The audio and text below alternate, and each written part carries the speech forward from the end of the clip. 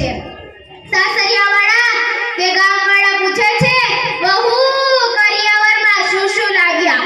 કન્યાની લાગણીનો અહીંયા કોઈ વિચાર કરતું નથી। હકીકતમાં નવી વહુ બાપના ઘરેથી શું શું લાવી એના કરતા બધું મૂકીને આવી છે। માં, બાપ, ઘર, સમાજ એ બધું મૂકીને આવી છે।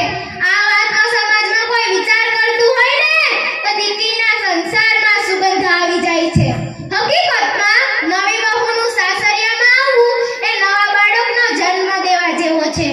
અત્યાર સુધી બાપના ઘરે હતી કોઈ ચિંતા ન હતી, હવે નવા ઘરમાં ચાલતા શીખવું પડશે।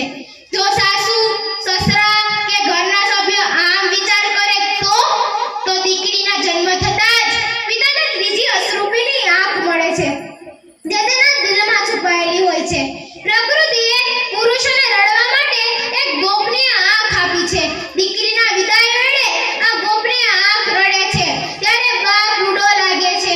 અત્યાર સુધી ઘરમાં પિતાનો ચહેરો એક આદર્શ અને એક સન્માન બની રહે છે। આ સમજ્યા પપ્પા બોલે એ પહેલા દીકરીના હોઠમાંથી શબ્દ સરી પડે છે, એ હા પપ્પા, એ આવે પપ્પા, એનું નામ જ દીકરી। કોઈ વાર દીકરીથી નાનકડી ભૂલ થઈ જાય તો તેના મમ્મીને કહે, મમ્મી તું પપ્પાને ના કહેતી। પિયરિયામાં આવતી દીકરી કોઈ બાપના ઘરેથી લેવા નથી આવતી, પરંતુ આર્થિક સ્થિતિ જોવા આવે છે।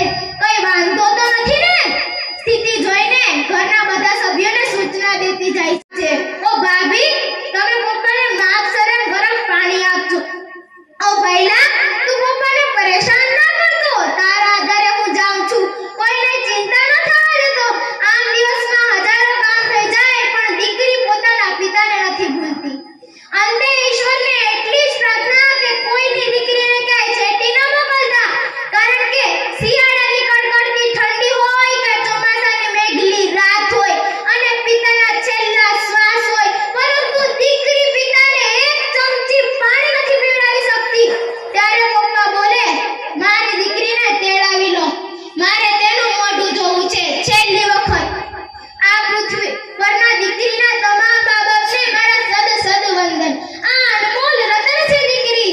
गगन की शोभा सितारों से होती है, गगन की शोभा सितारों से होती है, नदी की शोभा किनारों से होती है, नदी की शोभा किनारों से होती है, पुष्प की शोभा सुवासों से होती है, पुष्प की शोभा सुवासों से होती है, घर की शोभा बेटी से होती है, घर की शोभा बेटी से होती है।